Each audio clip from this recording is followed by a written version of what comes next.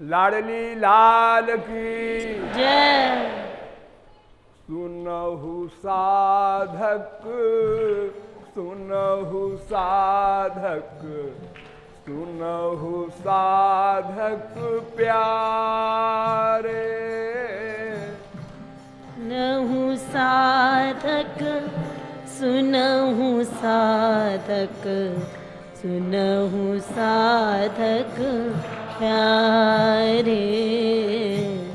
सुनहु साधक प्यारे। इस संकीर्तन की व्याख्या में अब तक मैंने आप लोगों को बताया कि विश्व का प्रत्येक जीव बिना किसी के सिखाए पढ़ाए ही नेचुरल एकमात्र आनंद ही चाहता है, और आनंद भी ऐसा चाहता है जो अलौकिक हो, अनंत मात्रा का हो और अनंत काल के लिए हो और प्रतिक्षण वर्धमान हो। ऐसा श्री कृष्ण प्रेमानंद प्राप्त करके ही जीव आनंदमय हो सकता है। किंतु आश्चर्य है कि अनादिकाल से अब तक प्रतिक्षण प्रयत्न करने पर भी आनंद का लवलेश भी नहीं प्राप्त हो सका। उसका कारण भी बताया गया कि श्री कृष्ण विमुखता के कारण अनादिकाल से जीव पर माया का आधिपत्य हो गया, और माया के आधिपत्य होने से जीव ने अपना स्वरूप भुला दिया। जीवेर स्वरूप है कृष्णेर नित्य दास। श्री कृष्ण का नित्य दास है जीव, ये उसका असली स्वरूप है, क्योंकि उनका अंश है, क्योंकि उनकी शक्ति है। गीता में परा अपरा दो शक्तियां बताई गई हैं। भूमिरापो नलो वायु खम मनो बुद्धिरेव च अहंकार तीयम में भिन्ना प्रकृति रष्टधा अपरे जमितस्त्वन्याम प्रकृतिम विद्धि में पराम जीव भूताम। तो शक्ति होने के कारण जीव को अंश कहा गया है, और अंश सदा अंशी का दास होता है। इसलिए माया के कारण जब ये भूल गया अपने स्वरूप को, तो देह मानने लगा, और अपने को देह मानने पर देह के संबंधियों को अपना संबंधी मानने लगा, और उन्हीं में उसके मन का अटैचमेंट हो गया, और इस प्रकार अनंत जन्म बीत गए। अनंत सुख संसारी भोगा हमने, स्वर्ग भी गए, मृत्युलोक भी, नरक लोक भी, किंतु आनंद तो श्री कृष्ण के चरणों में था, वो नहीं मिला। 84 लाख में घूमते रहे, तो उस बीमारी का इलाज बताया गया कि चूंकि श्री कृष्ण के विमुख होने से ये सारी बीमारी पैदा हुई, आध्यात्मिक आधि दैविक आधि भौतिक दुख मिल रहा है, इसलिए इसका ही दवा, इसकी औषधि है श्री कृष्ण के सन्मुख होना। तो श्री कृष्ण के सन्मुख होने का भी उपाय बताया गया कि और किसी भी कर्म ज्ञान आदि से श्री कृष्ण के सन्मुख 100% नहीं हुआ जा सकता, केवल भक्ति के द्वारा ही श्री कृष्ण का सामुख्य होगा। भक्ति के भी 9 प्रकार के प्रमुख भेद बताए गए, नवधा भक्ति। उन नवधा भक्तियों में भी 3 भक्ति प्रमुख बताई गई, श्रवण, कीर्तन, स्मरण। और इन 3 में भी स्मरण भक्ति सबसे इंपॉर्टेंट और प्रमुख है। वास्तव में भक्ति शब्द का यही वास्तविक स्वरूप है। हमारा मन श्री कृष्ण में लगे। हमारा मन, तो मन का काम है स्मरण करना। सब इंद्रियों का पृथक पृथक कार्य है। आंख का काम देखना, कान का सुनना, नासिका का सूंघना, रसना का रस लेना, त्वचा का स्पर्श करना, वाणी का बोलना, पैर का चलना, हाथ का पकड़ना, ये सब अलग अलग काम है इंद्रियों के। लेकिन मन का एक काम है स्मरण, चिंतन। और ऐसा मन हमको भगवान ने दिया है जो सदा वर्क करता है, एक सेकंड को पेंडिंग में नहीं रह सकता। वो कर्म करेगा, अच्छा करे बुरा करे, या अच्छे बुरे से परे वाला कर्म भगवत विषयक भक्ति करे, तीनों ही कर्म तो होंगे। बुरा कर्म करेगा, पाप कर्म करेगा तो नरक जाएगा, पुण्य कर्म करेगा, अच्छा कर्म करेगा, स्वर्ग जाएगा। और अच्छा बुरा दोनों छोड़कर श्री कृष्ण भक्ति करेगा, भगवान के लोक को जाएगा। चौथी कोई चीज नहीं। पुण्य न पुण्य लोकम नयति, पापे न पापम, उभाभ्यावमेव मनुष्य लोकम। गीता में बड़ा सुंदर भगवान ने कहा कि जानति देवव्रता देवान, पितरीन जानति पितृव्रता, भूतानि जानति भूतेज्या, मद्भक्ता जानति मामपि। मनुष्यों, सीधा सा फार्मूला याद कर लो। सत्वगुणी देवताओं की भक्ति करोगे तो स्वर्ग जाओगे। कुछ दिन को दुख मिश्रित लिमिटेड सुख मिलेगा और फिर कुकर सूकर कीट पतंग योनियों में पटक दिए जाओगे। ये पुण्य कर्म का फल है, देवताओं की भक्ति का फल है। इसी प्रकार मनुष्य की भक्ति करोगे, मां की, बाप की, बेटे की, बीबी की, पति की, पड़ोसी की, किसी की, तो उसकी जो पर्सनालिटी है भीतर, बस उसी का फल तुमको मिल जाएगा। बंधन 84 लाख में घूमना। और जो केवल मेरी भक्ति करेगा, मद भक्ता जानती मां, मुझको प्राप्त होगा। वो माया से उत्तीर्ण होकर के दिव्य परमानंद प्राप्त करेगा सदा के लिए।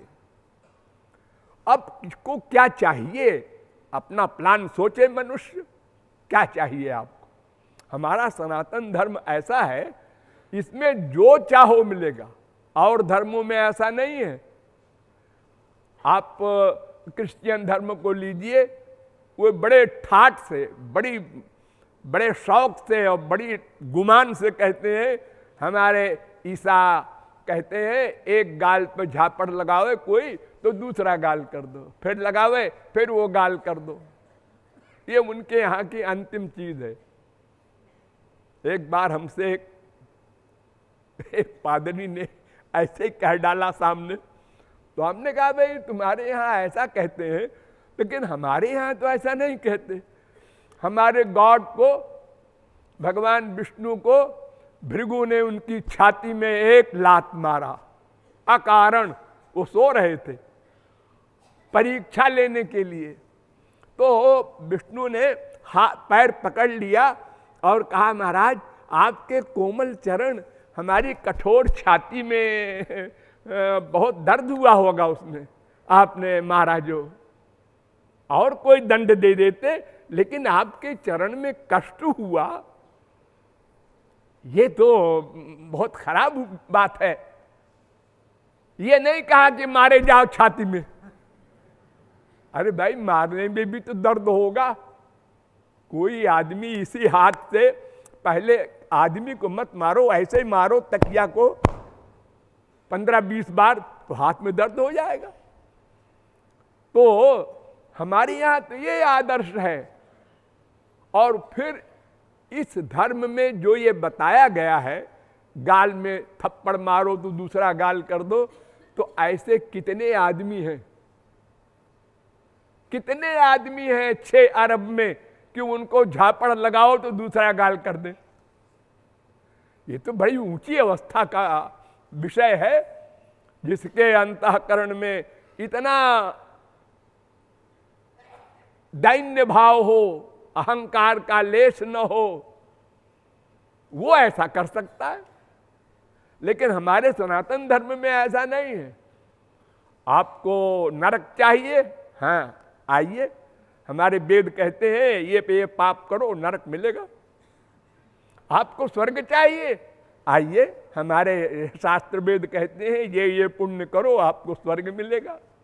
आपको रिद्धि सिद्धि चाहिए, हाँ आइए, हमारे यहाँ ये योग की साधनाएं कीजिए, आपको रिद्धि सिद्धि मिलेगी। यानी जो कुछ भी चाहो हमारे सनातन धर्म में सब कुछ प्राप्त हो सकता है। अब जो जितनी जो बुद्धि रखता है उतनी बड़ी चीज वो लक्ष्य बनाता है अपना। तो इसलिए अपने अपने लक्ष्य के अनुसार सबको हमारा सनातन धर्म फल देता है। लेकिन जिसको सबसे ऊंचा फल चाहिए उसको केवल भगवान की भक्ति ही करनी है, वो मन से करनी है, मन की ही शरणागति हो। और उसका तरीका भी बताया गया कि भगवान का रूप ध्यान करो, श्री कृष्ण का रूप ध्यान करो और रो कर उनसे दिव्य प्रेम, निष्काम प्रेम मांगो। देखो, दो प्रकार का प्रेम याद रखो। एक प्रेम तो सिद्ध प्रेम है और एक प्रेम साधना का प्रेम है। जैसे आप लोग भगवान को याद करके आंसू बहाएंगे, ये प्रेम नहीं है, ये तो अंतःकरण शुद्ध करने का साधन है। प्रेम तो अलौकिक वस्तु है, वो आपके अंतःकरण में ठहर नहीं सकता। अगर कोई महापुरुष आपको जबरदस्ती प्रेम दे दे तो हृदय फट जाए, ये हड्डी के चूर चूर हो जाए, जल जाए, खाक हो जाए सब, इतना टेम्परेचर होता है उसमें। तो वो तो तब मिलेगा जब पहले बर्तन आपका दिव्य बना देगा गुरु। तो दिव्य बनाने के लिए आपको भगवान से प्रेम करना है, करना है। ये करने वाला प्रेम है जो आप लोग कर रहे हैं, जो साधना कर रहे हैं, ये प्रेम करना है। और असली प्रेम जो है वो लादिनी शक्तिरो परम सार तारो प्रेम नाम, वो लादिनी शक्ति के सारभूत तत्व का नाम प्रेम है। वो स्पिरिचुअल होता है, दिव्य प्रेम है वो किया नहीं जाता, किसी साधन से मिल भी नहीं सकता, इम्पॉसिबल। करोड़ों कल्प कोई तपश्चर्या करे, योग करे, ज्ञान करे, वो प्रेम नहीं मिल सकता। क्योंकि जो साधना आप करेंगे सब साधना लौकिक होगी। क्यों? इसलिए कि आपकी इंद्रियां, आपका मन, आपकी बुद्धि सब अलौकिक है, माइक है, और प्रेम दिव्य है। तो माइक साधना से दिव्य प्रेम नहीं मिल सकता। जैसे माइक आंख से दिव्य भगवान का दर्शन नहीं हो सकता, माइक कान से भगवान के शब्द नहीं सुन सकते आप। माइक वस्तु का विषय माइक होता है।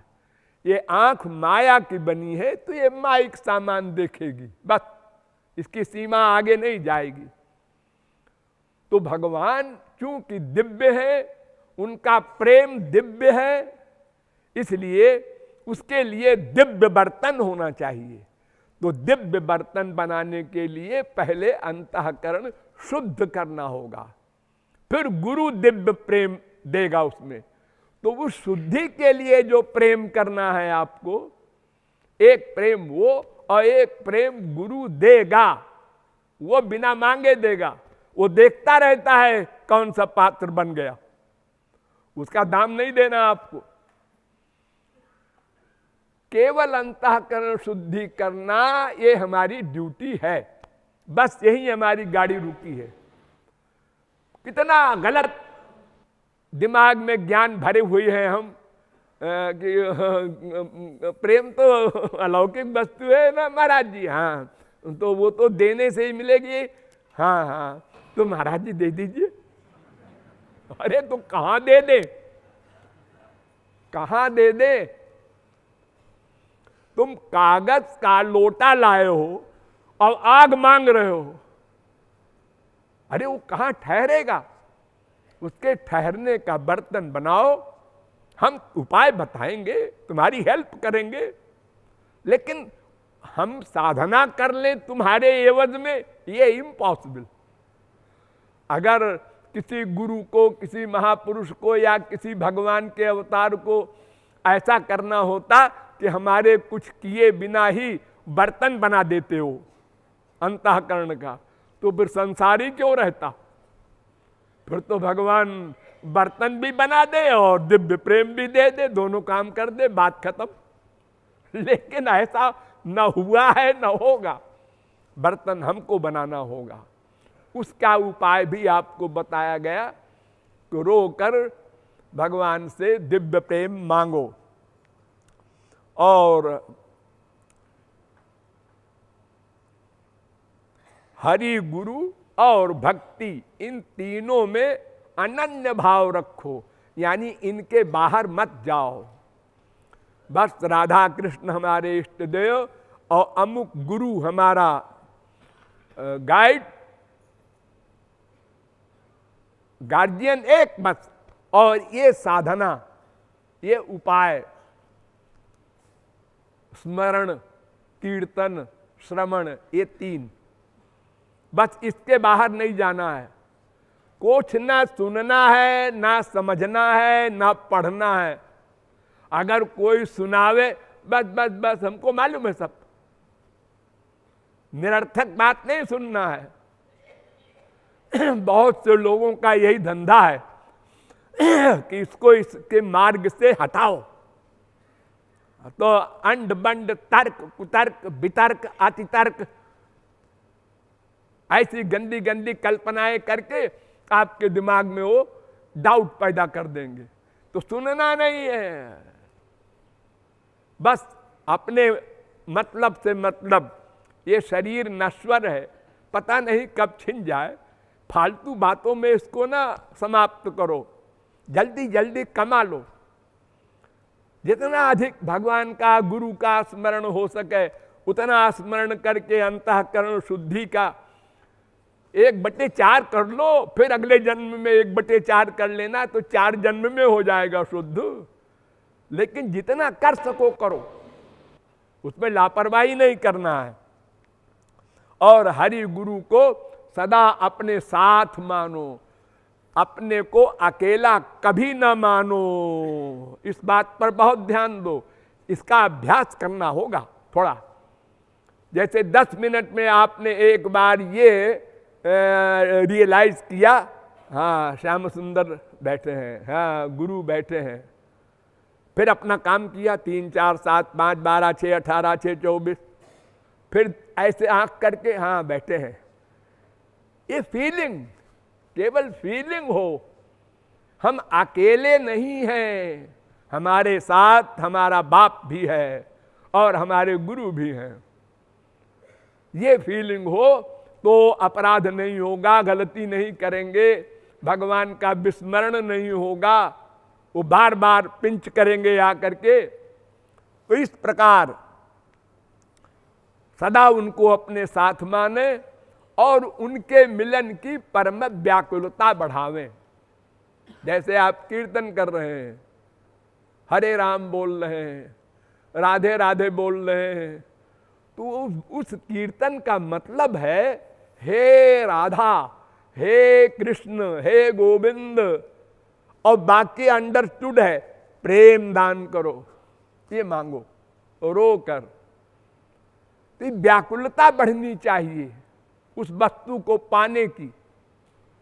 जैसे संसारी वस्तु के लिए हमारी व्याकुलता बढ़ती है, जैसे कामी पुरुष कामिनी के लिए व्याकुल होता है, जैसे लोभी धन के लिए व्याकुल होता है, कामी नारी पियारी जिम लोभी है प्रिय जिम दाम दान, उस प्रकार हमारी व्याकुलता बढ़े तो फिर बात दूर नहीं, एक एक क्षण आगे बढ़ता जाएगा और अंतःकरण शुद्ध हो जाएगा। अब आगे चलो। भुक्ति मुक्तिन मानि डाकिनी, भुक्ति मुक्तिन मानि डाकिनी, मुँह लगा जन प्यारे। भुक्ति मुक्ति न मानी डाकिनी, मुँह लगा जनि प्यारे, मुँह लगा जनि प्यारे। हाँ, साधना आपको बता दी गई, लेकिन परहेज भी समझना जरूरी है। दवा खाने के साथ साथ परहेज भी। क्या नहीं चाहना है? दो चीज है संक्षेप में, एक का नाम भुक्ति, एक का नाम मुक्ति।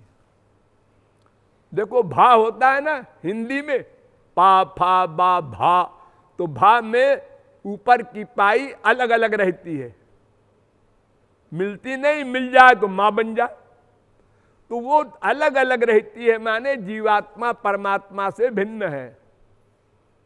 वो भिन्न वाला सुख जो है माइक, वो ब्रह्मलोक तक है। स्वर्गलोक में भी कई स्तर हैं, मानव गंधर्व लोक का सुख, देव गंधर्व लोक का सुख, पितृलोक का सुख, आजानज देव का सुख, कर्म देव का सुख, देव का सुख, इंद्र का सुख, बृहस्पति का सुख, प्रजापति का सुख, ये तमाम स्तर हैं, एक से एक बड़े सुख, लेकिन सब माइक, उनका नाम भुक्ति, क्योंकि वो भगवान से अलग है, उभा है। और जीवात्मा परमात्मा में मिल गया तो ऊपर की लाइन मिल गई, मां हो गया अब मुक्ति। ये दूसरी डाकिनी, पहली डाकिनी का नाम भुक्ति, दूसरी डाकिनी का नाम मुक्ति। ये दो चौड़ैले हैं, ये हमारा पीछा किए हैं। हम भगवान से यही मांगते हैं, पहले तो संसार ही मांगेंगे। देखो हमारे सारे देश में मंदिरों में आरती होती है, सुख संपत्ति घर आवे, कष्ट मिटे तन का, ओम जय जगदीश हरे। सारे मंदिरों में हो रहा है, सुख संपत्ति आवे और शरीर का कष्ट मिटे, ये भगवान से मांग रहा है। ये किसी बेवकूफ ने बनाया है आरती की, सारी इंडिया में गाई जा रही है, और कोई बुद्धिमान नहीं सोचता कि ये क्या मांग रहे हैं, हम भगवान से क्या मांग रहे हैं। अगर कोई बुद्धिमान कहीं हुआ भी तो वो कहता है संसार से तार दो तार दो तार दो, मुक्ति मांगता है,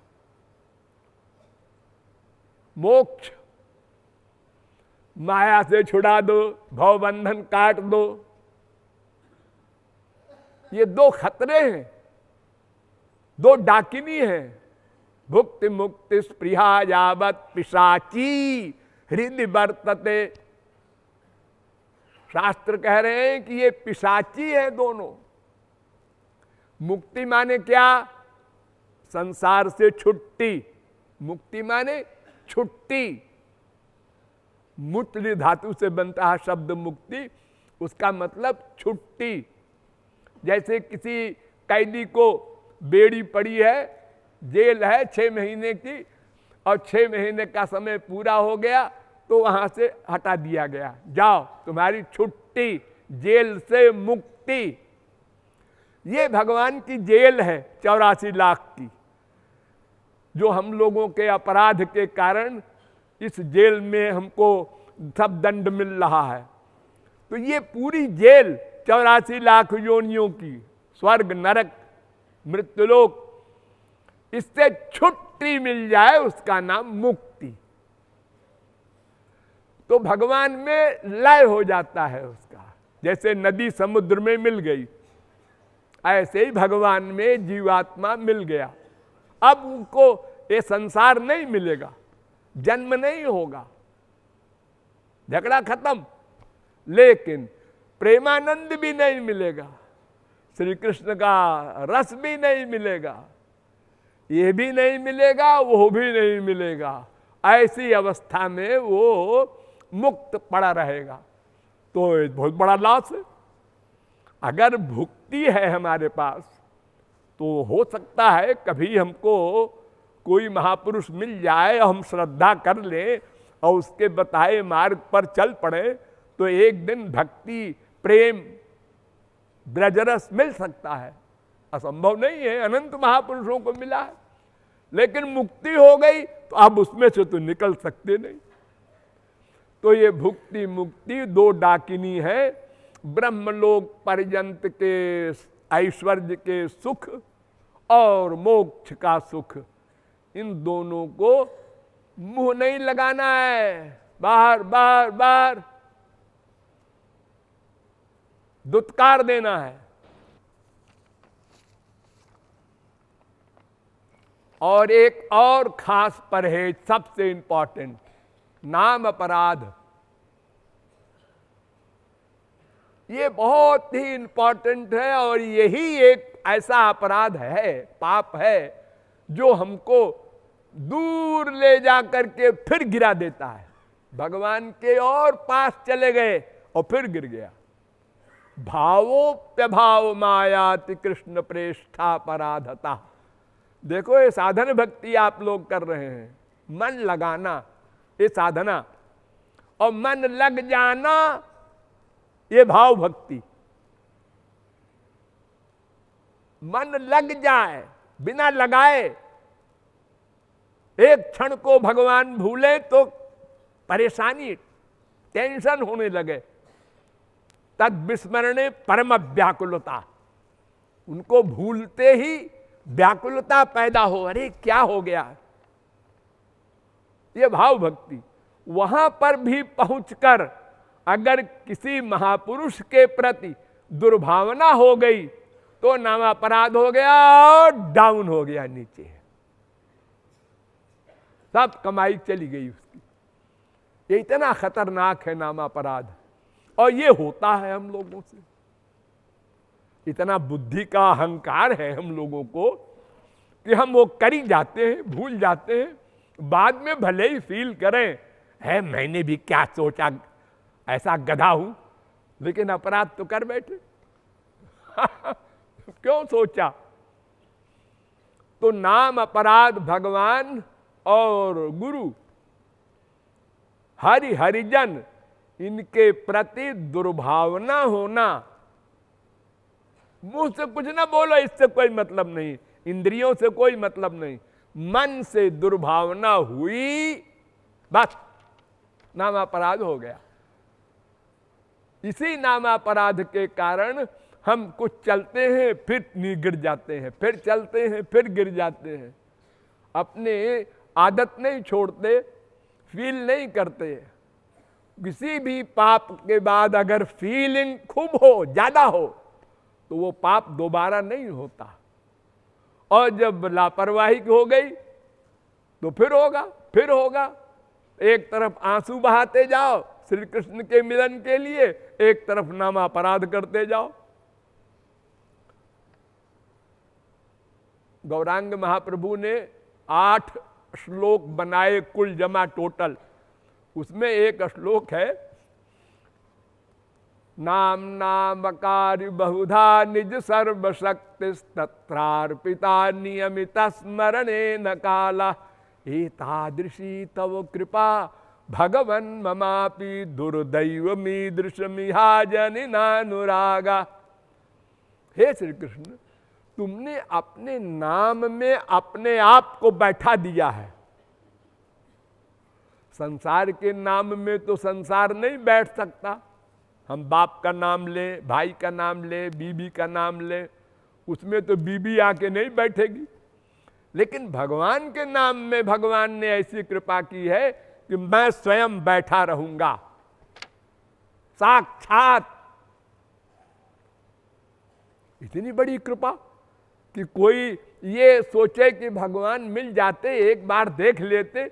अरे भगवान तो बैठे हैं अपने नाम के अंदर, तुम पाखाने में बैठे बैठे लो, ये भी अधिकार दे दिया है तुमको। न देश नियमस्तस्मिन् न काल नियमस्तथा, न स्थान का नियम है न समय का नियम है, चाहे जहां जब लो मैं बैठा रहूंगा उसमें। लेकिन ये विश्वास तो करो। विश्वास नहीं, आप लोगों को विश्वास 100% नहीं है, ये मान लो। वरना एक बार राधे कहते ही रोमांच हो जाए, वो आनंद संभाल न सकें आप लोग।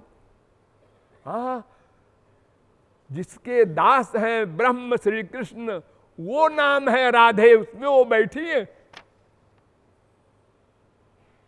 भूल जाते हैं आप लोग। तो भगवान के नाम में भगवान बैठे हैं, ये जानते हुए भी हम पेट नहीं करते, नाम गाते समय विश्वास पूर्वक नहीं लेते और नामापराध कर जाते हैं। तो नामापराध करने से सब गड़बड़ हो जाती है। हे न कृष्ण नाम यदि लय बहुबार, तभु यदि प्रेम नाही नहे अश्रुधार, तबे जानबे अपराध आछिवे प्रचुर। ये नामापराध हो गया, इसलिए भगवान नाम का असर नहीं हो रहा है आपके ऊपर, आंखों से आंसू नहीं आ रहे हैं। ये आपकी बुद्धि देवी जो है, 4 अंगुल की खोपड़ी, ये भगवान के ऊपर और महापुरुष के ऊपर भी लगा देते हैं आप, तो सब मटिया मेट कर देता है। इसलिए नाम अपराध से बचना है। नाम अपराध ही बचहु, नाम अपराध ही बचहु, अति यतन पतन कारक प्यारे। नाम अपराध बचऊं, अति पतन कारक प्यारे, पतन कारक प्यारे। एक तत्व ज्ञान और भी आवश्यक है। केवल भगवान की भक्ति नहीं होती, भगवान की भक्ति करो, श्री कृष्ण की भक्ति करो तो साथ में गुरु भी रहे, और जिस प्रकार की भक्ति श्री कृष्ण में हो उसी प्रकार की भक्ति गुरु में हो। वेद कहता है यस्य देवे परा भक्तिर यथा देवे तथा गुरु। जैसी भक्ति इष्ट देव में हो वैसी ही भक्ति 100% गुरु में हो। तस्यैते कथिता ह्यर्था, उसको लक्ष्य की प्राप्ति होगी। और अगर दोनों की भक्ति करने में अड़चन आती हो तो केवल गुरु की भक्ति करो तो भी वही फल मिलेगा। लेकिन केवल भगवान की भक्ति नहीं होती, उसमें गुरु को प्लस करना पड़ेगा, वो बीच की लाइन जोड़ने वाला है। तो हरि में जैसी भक्ति वैसी, हरि में जैसी भक्ति वैसी, भक्ति गुरु मह प्यारे। हरि में जैसी भक्ति वैसी, भक्ति गुरु मह प्यारे, भक्ति गुरु मह प्यारे। आप सब चीज बन गई। क्या छोड़ना है ये भी बता दिया, और क्या करना है ये भी बता दिया। और इस प्रकार आंसू बहाते बहाते जब अंतःकरण शुद्ध हो जाएगा आपका, तब आपका काम खत्म, आपकी छुट्टी, अब आपको कुछ नहीं करना। अब गुरु का काम आया, अब बर्तन मिल गया गुरु को, आओ प्रेम दान करेगा, तो पहले स्वरूप शक्ति से आपके मन को दिव्य बनाएगा। शुद्ध मन से काम नहीं बनेगा, शुद्ध मन में दिव्य प्रेम नहीं रह सकता। ध्यान दो इस पॉइंट पर, शुद्ध मन को पहले दिव्य बनाना होगा, वो स्वरूप शक्ति से बनाएगा गुरु, वो बनाएगा, तुम्हारा कोई उसमें प्रस्ताव हो ऐसी आवश्यकता नहीं है। तो दिव्य बना देगा, तब दिव्य प्रेम वही गुरु देगा, भगवान देने नहीं आएंगे। अब आपको पावर मिल गई, वो जब दिव्य प्रेम मिला, अब आप भगवान को अपनी मुट्ठी में कर लिए। अब भागे भागे घूमेंगे भगवान आपके पीछे पीछे। अनुब्रजाम में हम नित्यम पूये ये त्यंघ्रे रेणु भी, मैं अपने भक्त के पीछे पीछे चलता हूं। क्यों? इसलिए कि उसकी चरण धूल मेरे ऊपर पड़े और मैं पवित्र हो जाऊं। इतना प्यार करते हैं। जब इतनी बात बन जाए, पहले आप निष्काम आंसू बहावें, भुक्ति मुक्ति की कामना छोड़ें, सदा सर्वत्र उनको अपने साथ माने। इस प्रकार जब अंतःकरण शुद्ध कर ले, तब फिर गुरु स्वरूप शक्ति से मन को दिव्य बनाएगा, तब वो पात्र बना दिव्य प्रेम धारण करने का। तब सदा के लिए आपका काम समाप्त हो गया। बड़े बड़े परमहंस इसी प्रेम को चाहते हैं। बड़े बड़े परमहंस जीवन मुक्त होने के बाद भी, लेकिन सबको नहीं मिलता। मुक्ता नाम सिद्धा नाम नारायण परायण सुदुर्लभा प्रशांतात्मा कोटिष्वपि। करोड़ों परमहंसों में किसी एक को प्रेम मिलता है, वो भी भक्त की कृपा से। तत्र गीतादिसूक्तानां चतुर्णाम अधिकारिणाम मध्ये जस्मिन् भगवता कृपा स्यात् तत्प्रियस्य वा सक्षीण तत्तद्भाव स्यात् शुद्ध भक्त अधिकारिमान। ओ उनके लिए भी दुर्लभ है। हाँ, तो पूर्ण हो जब शुद्ध अंतः करण तुम्हारो प्यारे।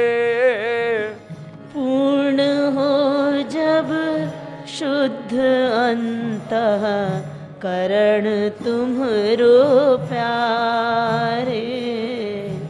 हरि कृपाते होय तब मन, हरि कृपाते होय तब मन, दिव्य चिन्मय प्यारे।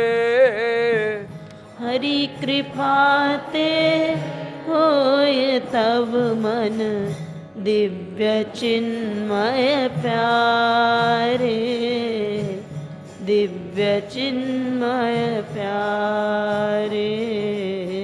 तब कृपा करी देय गुरुवर, तब कृपा करी देय गुरुवर, दिव्य प्रेम ही प्यारे।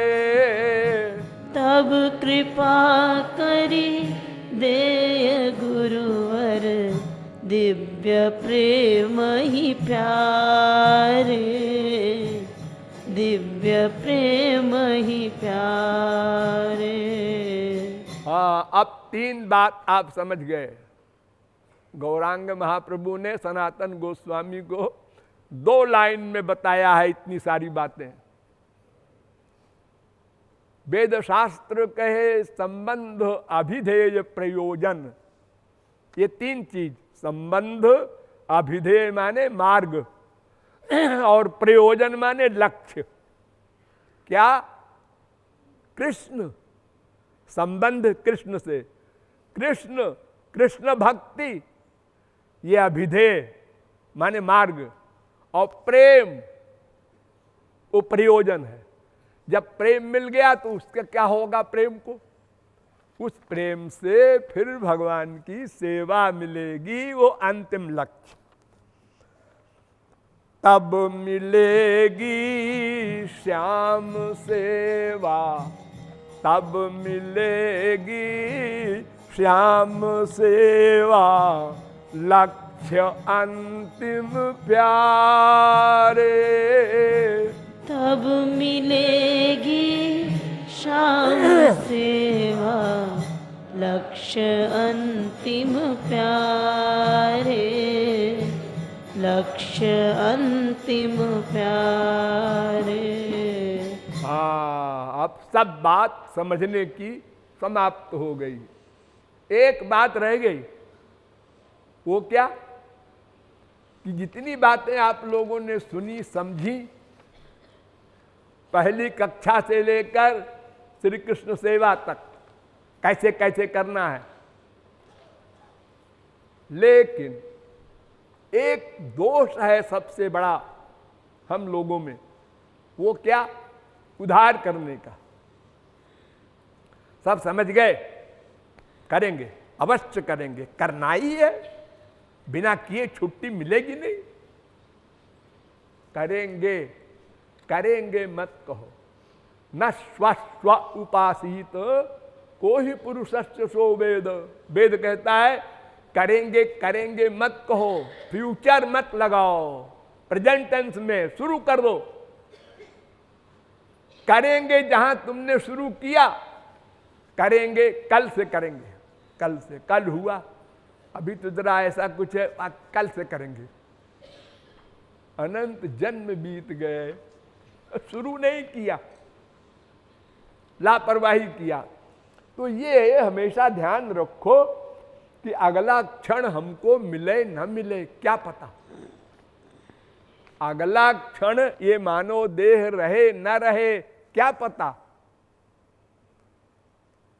को ही जानाति कस्याद्य मृत्यु कालो भविष्यति। कौन जान सकता है कि अगला क्षण क्या होगा हमारा, हम शरीर के से युक्त रहेंगे कि नहीं रहेंगे। एक बार ऐसे ही युधिष्ठिर से एक ब्राह्मण सोना मांगने आया लड़की की शादी के लिए। युधिष्ठिर जा रहे थे कहीं, उन्होंने कहा देखो पंडित जी ऐसा है कि मुझे बहुत जरूरी काम है इस समय, कल आना, जितना कहो सोना ले लेना। वो बेचारा चुप हो गया। वहीं भीमसेन खड़े थे, उनको बहुत बुरा लगा। अरे हमसे कह देते, अरे भाई इनको सोना दे दिलवा दो, और ये कहा कि कल आना। तो भीमसेन को नाटक सूझा। उन्होंने मंत्री को बुलाया और कहा देखो भाई आज खुशी मनाओ सब लोग, बहुत बड़ा फंक्शन है, बहुत बड़ा भैया को लाभ मिला है। तो मंत्री को ऑर्डर हो गया, उसने नीचे ऑर्डर कर दिया। अब सारी पब्लिक में उत्सव होने लगा, आतिशबाजी होने लगी और तमाम सजावट होने लगी। तो ये सब देखा युधिष्ठिर ने। उन्होंने कहा ये बात क्या है, आज क्यों पब्लिक खुशी मना रही है। अरे जन्माष्टमी हो, राधाष्टमी हो, रामनवमी हो, कोई त्योहार हो। तो पूछा उन्होंने मंत्री को बुला के भाई ये क्या है, क्यों हो रहा है सब। सुनने का हुजूर हमको तो कुछ नहीं मालूम, आपके भैया ने कहा। भैया ने भीमसेन को बुलाया, क्यों भाई क्या बात है, आज तुमने ऐसा ऑर्डर क्यों दिया। उन्होंने कहा भैया आपने काल को जीत लिया, इतनी बड़ी खुशी की बात है। आज तक कोई महापुरुष काल को नहीं जीत सका, सबको टाइम पर संसार छोड़ना पड़ता है। वो विमान में बैठ के जाए, चाहे हथकड़ी लगा के उसको यमराज के दूत ले जाएं, लेकिन जाना पड़ेगा सबको। तो तुम कैसे कह रहे हो मैंने काल को जीत लिया। भैया तभी तो तुमने ये कहा ना उस ब्राह्मण से कि कल आना। ओ शरीर का मोटा है, अकल बहुत पतली है इसकी। ठीक है अभी बुलाओ। वो ब्राह्मण को बुलाना क्या था, वो तो वहीं पास में निराश खड़ा था, उसको बुलाया, हाँ जल्दी इसको दो। उधार न करो, कल क्या होगा अगला क्षण नहीं मिले, ये ध्यान रख करके हमेशा रहे तो साधना में उधार न करेगा। हमारे पास, हमको मान लो हम गृहस्थी हैं और हमको आधा घंटा का समय अब खाली है, कोई काम नहीं है, साधना में लग जाओ। और करते क्या है आप लोग, आधा घंटा खाली है, बीवी से गप करेंगे, बच्चों से गप करेंगे, बाप से गप करेंगे, नहीं चले जाएंगे किसी दोस्त के यहाँ, वहाँ हाँ उसका क्या हो रहा है, उसका क्या हो रहा है, उसका क्या, अरे क्यों फालतू दिमाग खराब करता है अपना, टाइम को काम में लो। तो बेर जनि करु देह नश्वर, बेर जनि करु देह नश्वर, जाने कब छिन प्यारे। बेर जनि करु देह नश्वर, जाने कब छिन प्यारे, जाने कब छिन प्यारे। अब कृपालु अंतिम बात कहता है कि दो कृपालु ही प्रेम भिक्षा, दो कृपालु ही प्रेम भिक्षा, प्रेम अम्बुधि प्यारे। दो कृपालु ही प्रेम भिक्षा, प्रेम अम्बुधि प्यारे, प्रेम अम्बुधि प्यारे। सुनहु साधक, सुनहु साधक, सुनहु साधक प्यारे। साधक सुनहु साधक, सुनहु साधक प्यारे, सुनहु साधक प्यारे। शास्त्र वेद अनंत हैं, संत अनंत हुए, उनके सिद्धांत भी अनंत हैं, सबका सार निकालकर हमने इस पद में रख दिया है। और कुछ आपको न पढ़ना है, न सुनना है, न सोचना है, न समझना है, इतने में ही अपनी बुद्धि को समर्पित करके साधना करना है। बस ये पद हमारा बड़ा इंपॉर्टेंट है, स्पेशल है, यूं समझो। बोलिए लाडली लाल की जय।